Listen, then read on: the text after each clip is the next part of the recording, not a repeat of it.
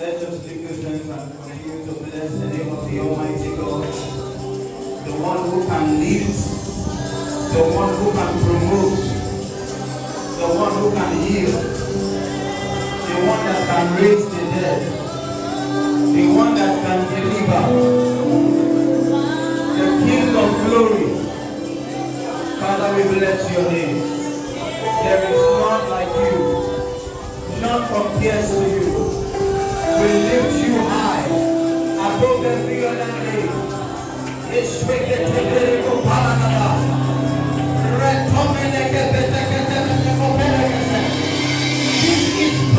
service.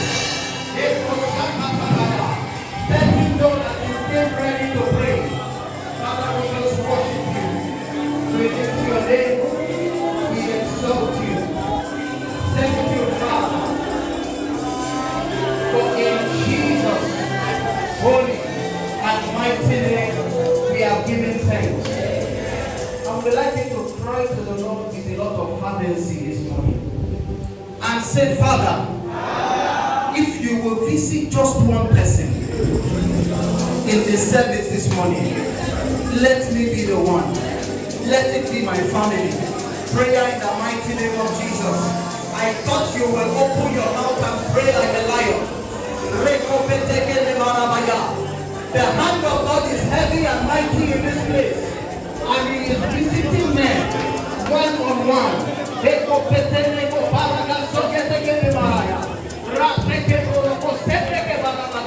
Possibility Chapel, this is prayer service.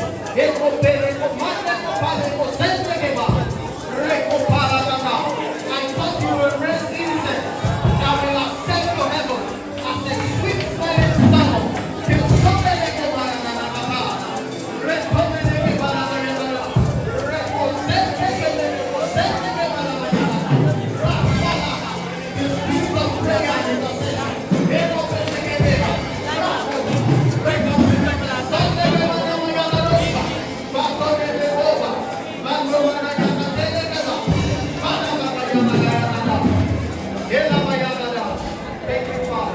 I would like you to pray one more time, and you will ask for grace. You will press for grace. You will say, Father, I receive grace that I may never remain the same. Prayer in the mighty name of Jesus.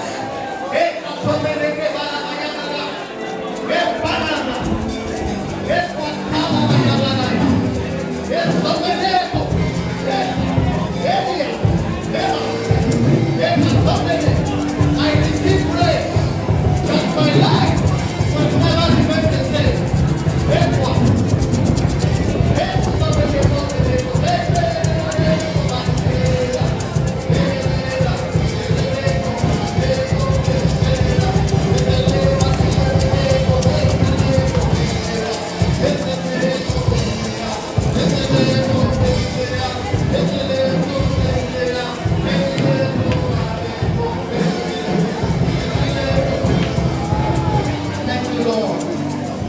We ask in your name this morning that we apprehend your grace. We ask that your spirit is heavy in this place. We ask that you lift men, you heal the sick, you restore, you do a new thing. Father, we ask for restoration in the name of Jesus. Let no one live here the same way that they are taught. The puppet, and you are the master behind. I ask, oh Lord, that I speak your counsel to your people, that I will not speak by myself. So shall it be. And at the end, you will be glorified. And we will not share your glory, but you will take it all. All we want are the miracles, the testimonies. So shall it be. For in Jesus' holy and mighty name we are praying. If you know that your God is mighty, celebrate it.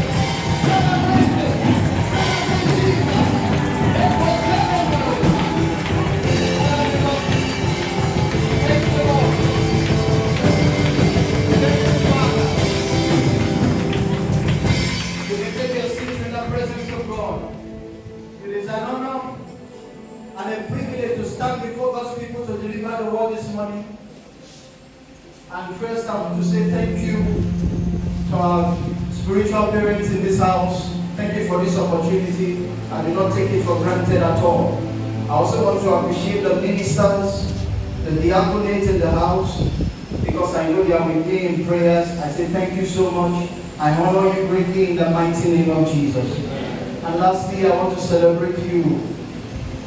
I thought you would clap your hands. You made it to the house of restoration. Hallelujah. Glory to God.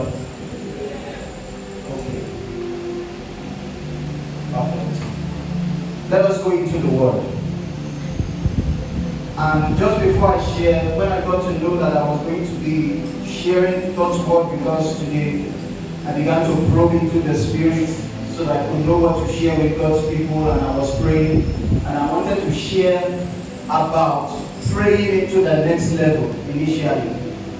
But on Saturday morning, I woke up from a night vision, and I woke up at around 4:40 a.m. And in this revelation I had, I saw people that have been trusting God for life partners for years, many years. I saw people that have been trusting God for children for many years.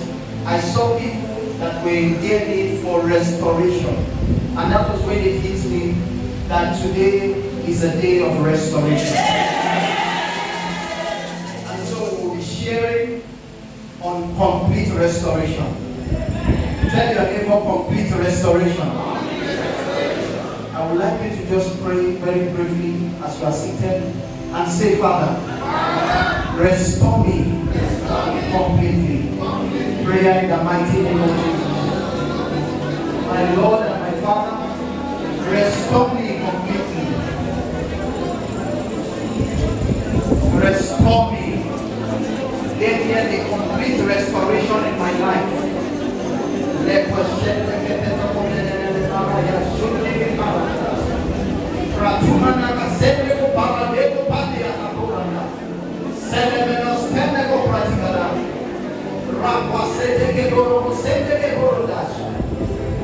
Thank you, Father.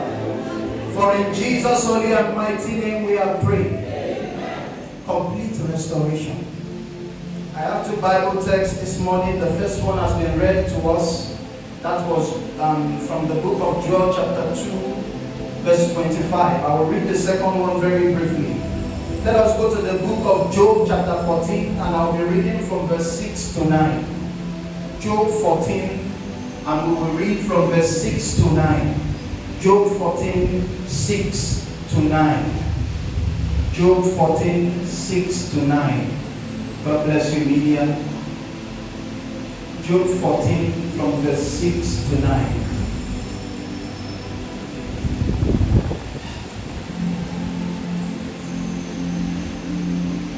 Turn from him that he may rest till he shall accomplish as annihilated his day. Verse 7 is where I start. For there is hope of a tree if it be cut down, that it will sprout again, and that the tender branch thereof will not cease. 8. Though the roots thereof wax old in the earth, and the stalk thereof die in the ground. Verse 9, the last verse. Yet, at the scent of water, it will bud and bring forth its fruit again. And the Bible tells me that at the scent of water, it will live again. At the scent of water, it will rise again. Complete restoration. It is a combination of two words. Number one, complete. What does it mean to be complete? It means having all the necessary and appropriate things that belong to you. When you are complete, missing nothing, lacking nothing. Your health is intact. Your finance is intact. Your family is intact. Your business is intact. Everything is intact and complete.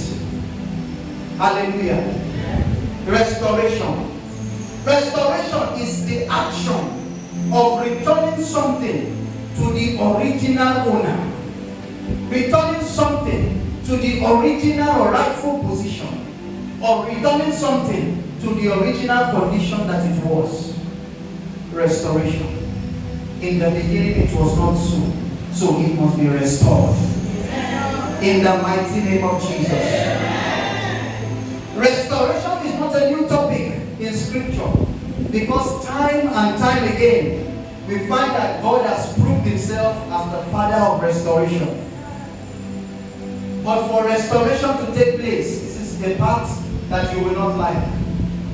For restoration to be possible, it means there must have been loss. For restoration to happen, it means that you have lost something. For restoration to happen, it means that you can discern that something was missing. Restoration. It could be a job that you lost.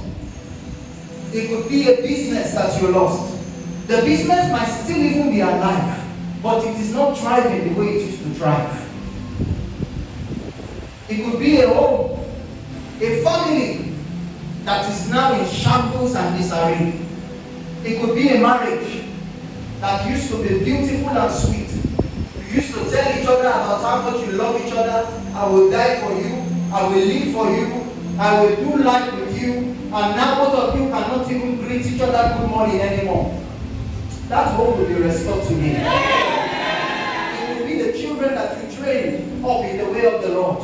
And now they don't want anything to do with God. They don't want anything to do with you. It's even possible that they have blocked you already. There will be restoration this morning. Several things. It could be your anointing. It could be the grace that you were carrying. And you knew genuinely that you were carrying the grace. You knew genuinely that you were carrying the favor of God. And people were blessing you continuously and it did not stop. But all of a sudden there was an end to that flow. It could be your prayer life. You could pray 30 minutes. You could pray 1 hour. You could go hours in fellowship with the Lord. But now to pray for 5 minutes and you are already dozing. There is restoration this morning. And most importantly, it can be your time. You see, if the devil steals everything from you, but he doesn't steal your time, you can still rejoice. Why? Time is very important. Time is true dominion. Dominion over time is dominion in life.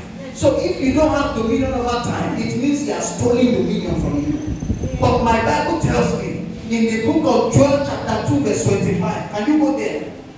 That God does not only specialize in restoring things. He doesn't only specialize in restoring relationships. He doesn't only specialize in restoring people. He says, so I will restore to you the years that the swarming locust has eaten. My God is the restorer of time. So if you are here, you have waited for a life partner 10, 20, 30 years. This is your day of restoration. You graduated 10 years, 5 years, 7 years without a job. My God of restoration is here. And as the Lord lives before whom I stand, this is a simple matter. Restoration has come in Jesus' name. Anything you have lost, He will restore. In the mighty name of Jesus. We will continue and we will look at why we lose things in life. Why do we lose things? Why do we experience losses? Why was that grace lost? Why was that partner lost? Why was that relationship broken? Why? Why are we not making advancement the way we should? Why is it that we were running with speed and everything was going well and all of a sudden everything ended and it looks like God does not exist in your life anymore? You will look at why it happened. Because when we know where we are coming from and we know the problem, then it can be solved. There's a principle in geology and archaeology. It states that the present is the key to the past. You must do a trace study of what is happening now to know what happened before. Because it was the same process that brought about the result you are seeing. So what happened that made there to be a break? Hallelujah. So why do we experience losses? Number one, the number one reason why we experience losses in this kingdom, in career, in family, everywhere, is because of carelessness. Because of our carelessness. Tell your neighbor, because of our carelessness. Tell another neighbor, if that one was sleeping, because of our carelessness. You are here, you leave everything to faith and chance. You leave everything to faith and chance. You refuse to plan. You did not pray, or you do not pray enough on those matters. And you lack discernment. What is God doing in your life now? You don't know. What is God doing in this season? You don't know.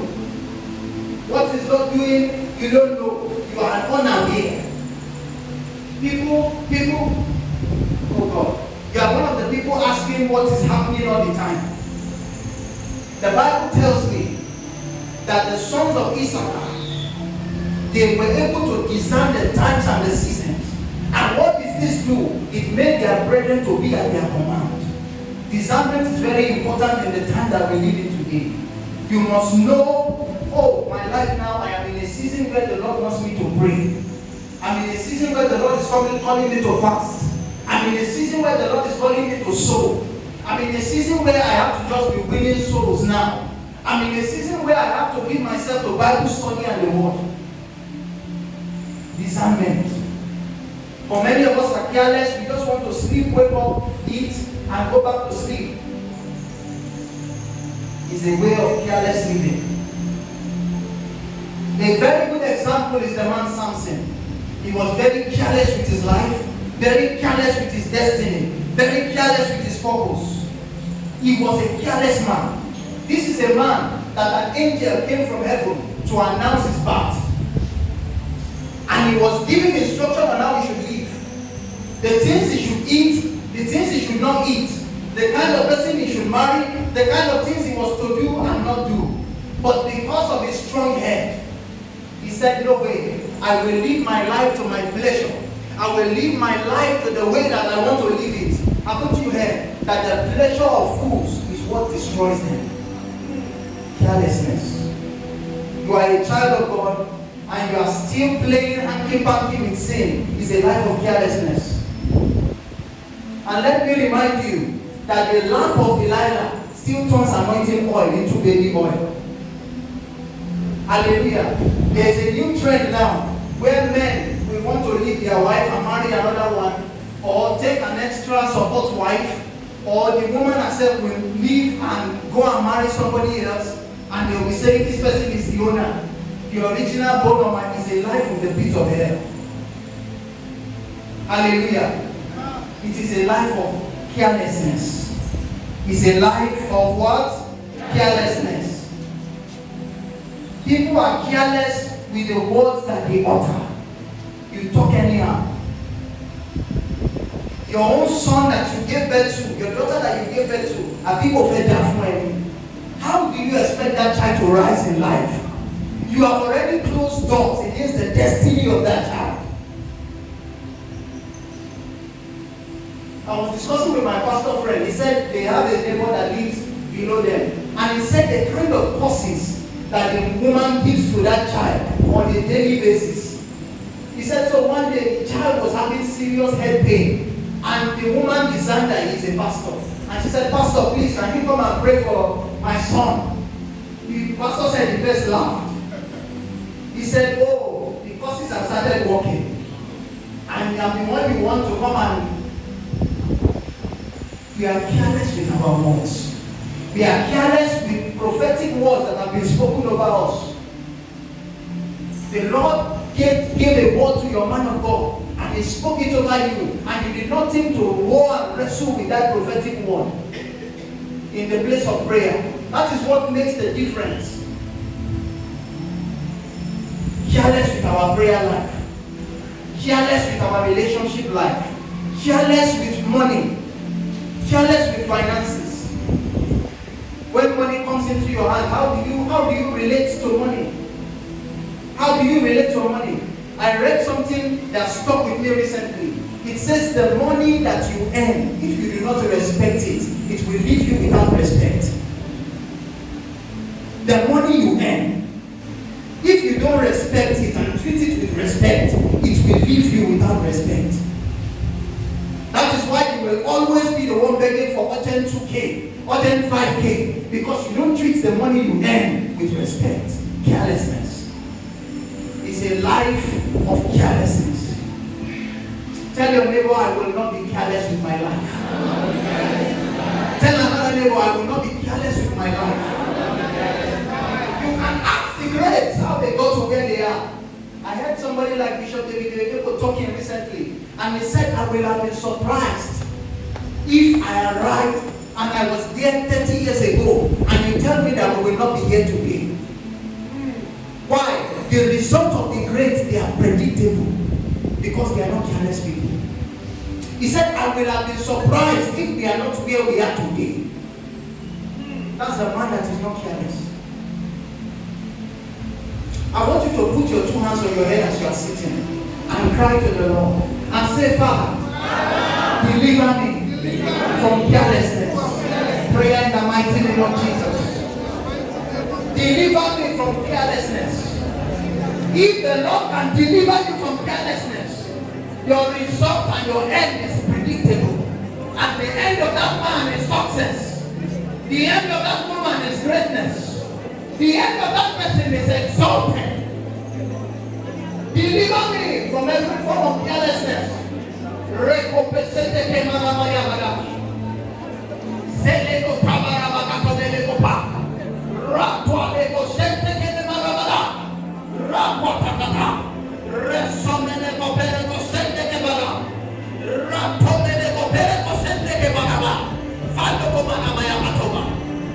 Thank you, Father. For in Jesus' holy and mighty name we are praying. Am I wasting your time? All right. So why do we lose things in life? Number 2. It is because of pride. It is because of pride. Tell your neighbor, because of pride. Pride. Ask Samson. Ask Nebuchadnezzar what pride did to them. This was a king that was the king of the whole world. Because in those days, when you are a king, you must conquer the other nations of the world before they come and conquer you. So as far as scripture, record, even if you go online on Wikipedia and you read it, Nebuchadnezzar had conquered the whole world. And he came out one day and he said, this kingdom that I have built by my strength, by my power, by my wisdom. And the Lord said, I will teach you a lesson. You will go into the forest and live like one of the animals for a number of time. When you have come back to your senses and you are humble, I will restore you. Pride. Pride is very dangerous. And the devil knows this. You see, when a man or a woman is proud, the devil does not need to fight you anymore. In fact, once he has achieved his aim of making you proud, the devil will give way. Because when you are proud, it is God himself that will fight you. It is in the scriptures. He says that he resists the proud.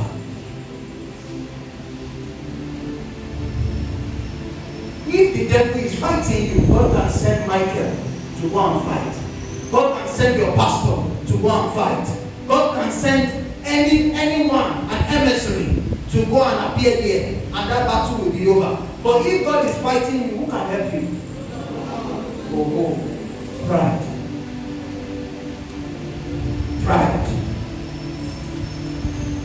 The Lord paraded your husband before you 15 years ago, but you could not discern him because he came to you, and at that time he had only 3 pairs of trousers and 2 pairs of shirts, and he proposed marriage to you, but you were seeing trousers and shirts, and you said no. And after 15 years, nobody has come to you to talk about something serious in marriage because you were proud. They offered you a job. You said this job is not for people like me. I'm learned, you know. I wear skirt shirt, you know. This kind of work is not for people like you. And that is why for 5 years you have been at home, doing nothing. My God. Pride. You see, there are some people, these are the ones that I'm paying for the most. They don't put well-meaning people around you as friends, family members, pastors, brethren, but because of pride, I want you to be careful of people that when it's getting to the time of crossover, on their status they will write, we will cut people off. Cut us off. Hallelujah. It's time to cut us off. We have been associated with you and there has been no benefit. So if you cut us off, we won't even feel it anyway. Hallelujah. Pride. And the people that God placed with you, these are the people that were meant to mention your name to Pharaoh. You see, like the butler that was in prison with Joseph. If Joseph was proud towards him, come on, I see visions, you know, you're nothing. I'm in charge of the prison, you know, you're just a dirty, damn prisoner. That man will never have mentioned his name in the ears of Pharaoh, and he will never have been lifted. Some of you have cut off your friends because you think you people are on the same level, and you want to be friends with governor, you want to be friends with senator, you want to be friends with president, provincial pastors. Let me tell you a secret that my mentor told me, my mentor in career. He said, I was thinking in that day, I said, sir, it's a privilege to be mentored by you. I am such a small boy. I have no experience. I have nothing. But you at your mighty height have come down to my level and you will talk to me like a friend. He said, Adeoluwa, let me tell you something. He said, we have gone ahead. We have become. He said that anything that we can still become, we still know. And we have an idea of it. He said the people that we are afraid of are people like you that are rising.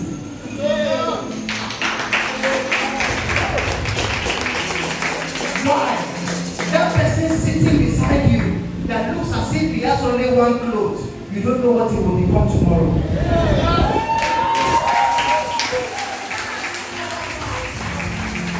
That person sitting beside you may have the key to the industry you have been trying to penetrate for 10 years. Or it might not look like it. I will share 2 examples with you. The job I am doing currently, I was not recommended by a rich man. I was not recommended by a governor. I was recommended by a small boy. I preached the gospel to in my university days. I discipled him. He came here for Holy Ghost hours sometimes and preached. He was leaving the company. They said, do you have somebody that can do this job? I was somewhere, my mental health was crazy, I was depressed. One boss was giving me problem, and that boy mentioned my name. Before I knew what was happening, I was talking in an interview, I was talking on the phone, and I was giving the job.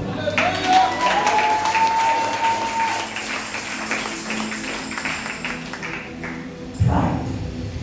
It destroys. Another example, I remember when I was posted to Sokoto State, and it was terrible.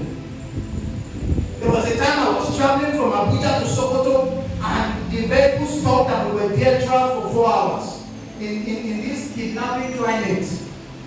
4 hours at the mercy of a driver who could not even speak English. And instead of him to face the problem, fix the car, he spent the first almost 1 hour praying and doing Jumat. And I asked somebody, I said, what is wrong with this man? That one said, it's like you don't understand where you are. If they sleep on the road, they are fine. You are the one that has a problem.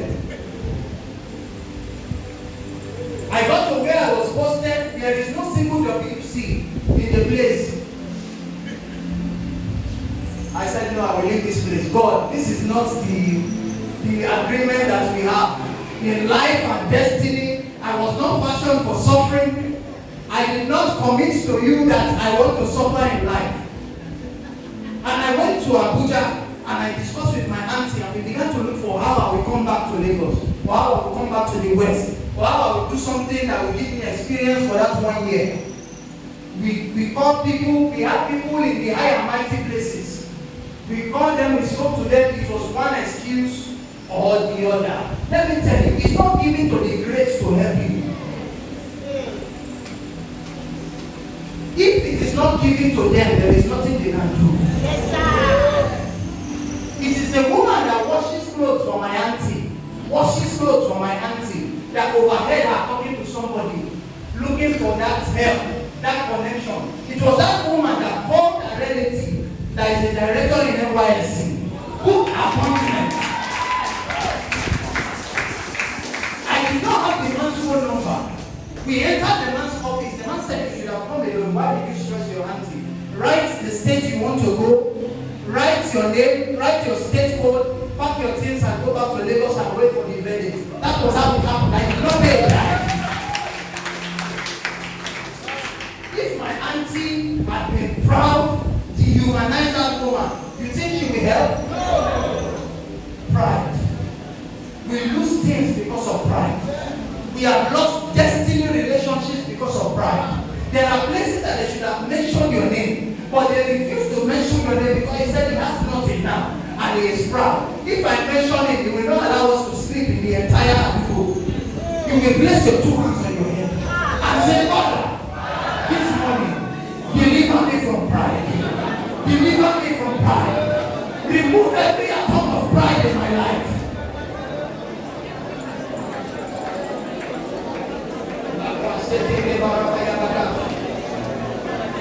Deliver me from pride. Deliver me from pride. Deliver me from pride.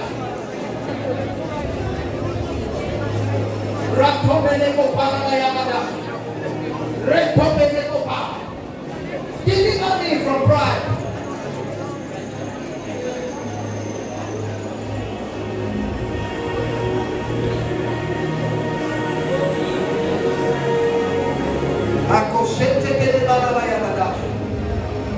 Thank you, Father.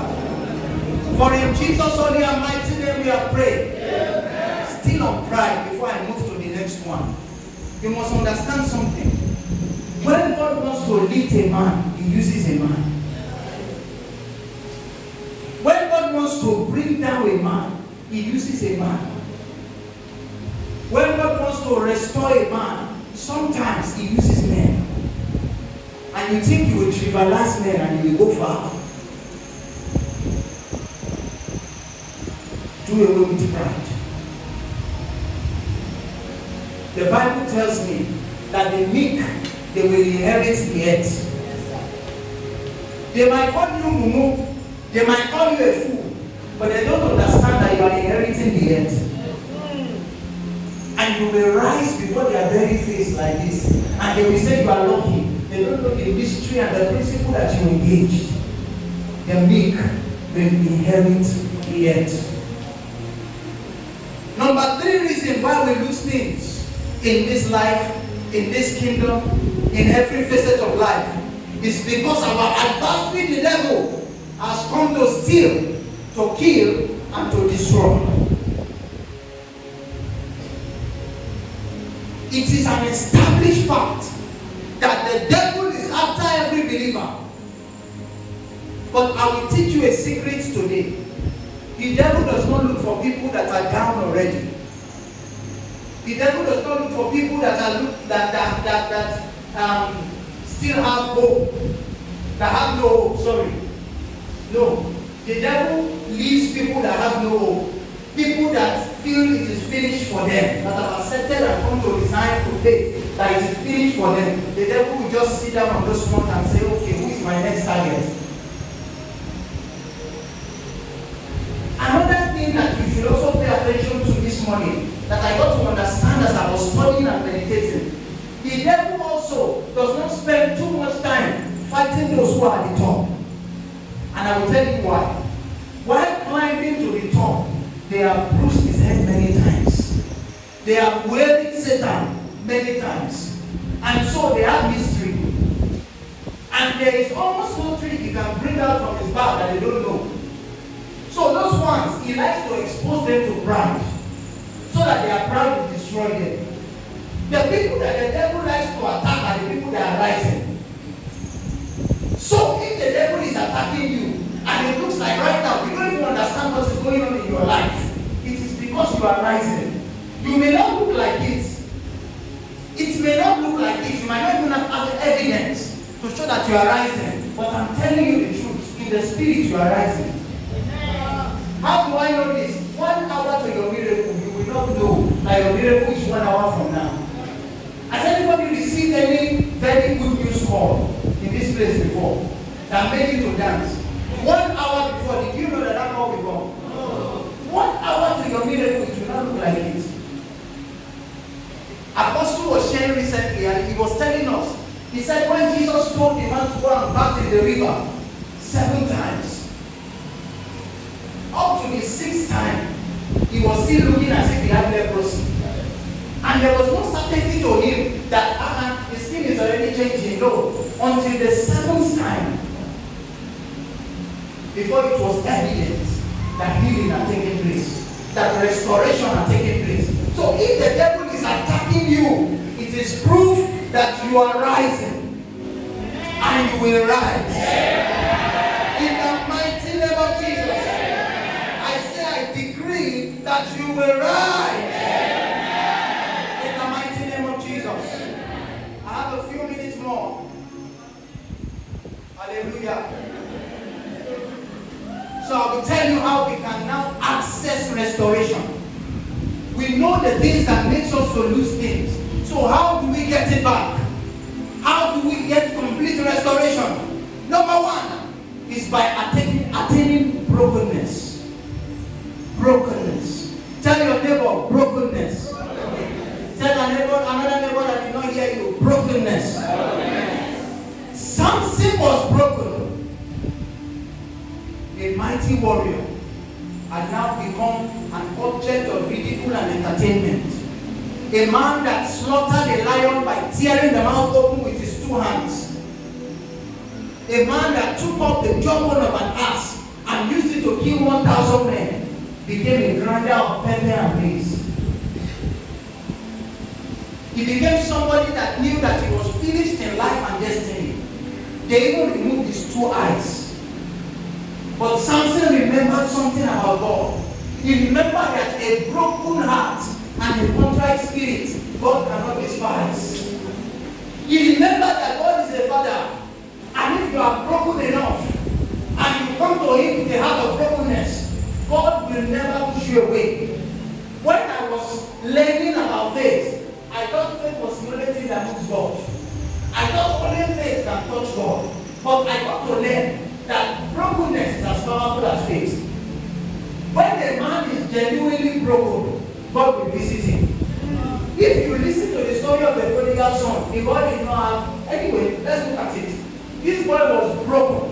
Why? He took money, he went and wasted it, squandered it, and everything. But when he was broken, the Bible made us to believe that his father was already sitting at the front of the gates of the city, waiting for him. Why? A broken heart and a contrite spirit, the Lord cannot despise. Brokenness, genuine and sincere brokenness. He resists the proud, but he leads the humble. He resists the proud, but he leads the broken. Brokenness. David also understood this mystery, and that is why when David had sinned, that very good shepherd boy had become a murderer. He had become a liar. He had become a polygamist. Somebody that took somebody's wife and still killed the husband. Is that not somebody that thunder is supposed to strike and finish? But David understood brokenness, and he went before the Lord. He said, have mercy on me, O God, according to your tender mercies. A broken man. Could this be? Could this be why David is a man after God's own heart? Because he understood brokenness. He understood brokenness. Very important if you will get restoration. you must be broken. You must reflect on your life and do a stop taking. Where have I been proud? Where have I been careless? Where have I allowed the devil to steal from me? And you come with a heart and say, oh Lord, I knew I made these mistakes. I know that I wronged in this part. I know that I am found wanting in this part. But if only you still accept a broken heart, here I am.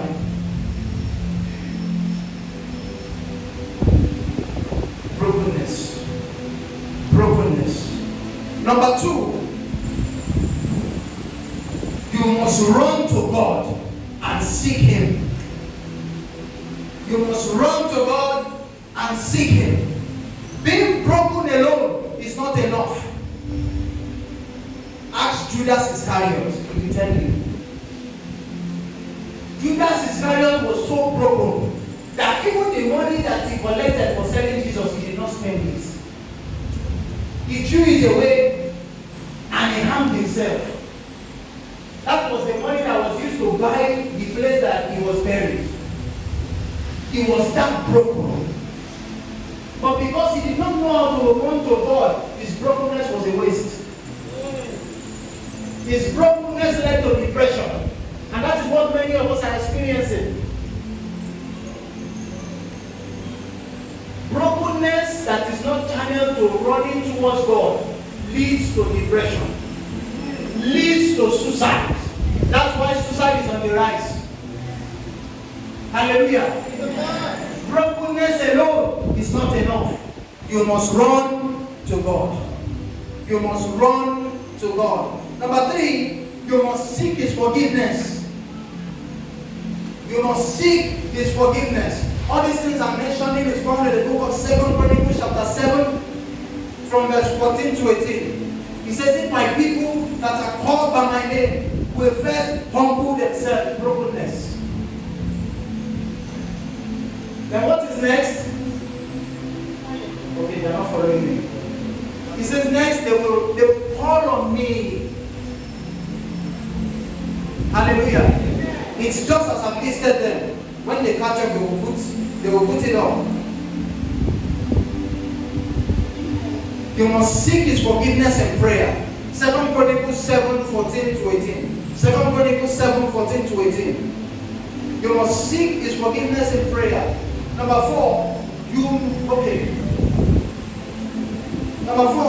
you must forsake a life of pride. Forsake a life of prayerlessness. Forsake a life of carelessness. Forsake a life of sin. You must forsake. You must forsake. You must forsake. And you must hold the hand of God as you walk through life. You must walk with God. Remain rooted and grounded in Him so that you will walk through life.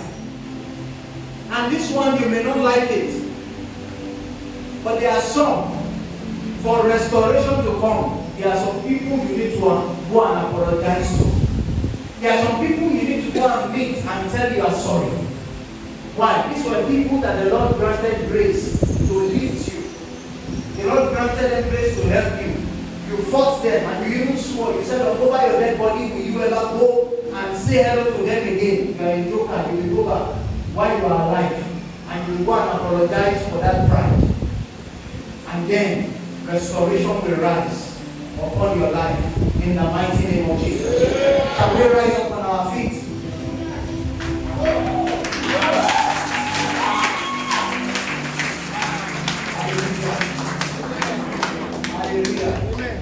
Is Jesus blessing you? Yes. 3 prayer points and I'm out of your face. Number 1, I want you to genuinely repent. Genuinely repent of pride. Genuinely repent of carelessness. Genuinely repent of prayerlessness. Genuinely repent of any of the vices that you have done an x-ray of your life and found. Take care, may never for sin. It means that you have been weighed in the balance and you have found wanting. Check. I thought some people will take a position of repentance and speak to God. Listen, you don't have to look at your neighbor. It is a personal matter between you and your father. Genuinely repent. Genuinely repent. Lord, I repent of pride. I repent of carelessness. I repent of the foolish words that I have spoken. I repent of prayerlessness. I repent of laziness in studying the word. I repent of laziness in the place of winning of souls. I repent. I repent.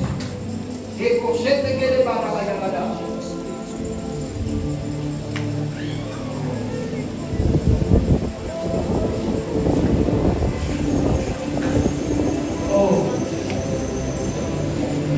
thank you, God. Thank you, Lord. For in Jesus' holy and mighty name we are praying. Prayer point number 2. You will cry to the Lord. And you will say, Father, I don't want to remain small. Let me explain smallness. A husband and wife that gets married and for 20 years there is no issue to show, that is smallness. The way the business was in the beginning is still the way it is now. In fact, the sales have dropped, that is smallness. You've been on a career path and for 10 years, 20 years, there is no visible movement. It is smallness. You will cry to the Lord and say, Father, don't let me be small. Restore me and make me great. Pray in the mighty name of Jesus. Oh, I will not be small. I have regained my place in destiny. I have regained my place of masculinity. I have regained my place in ministry. I have taken my place in grace.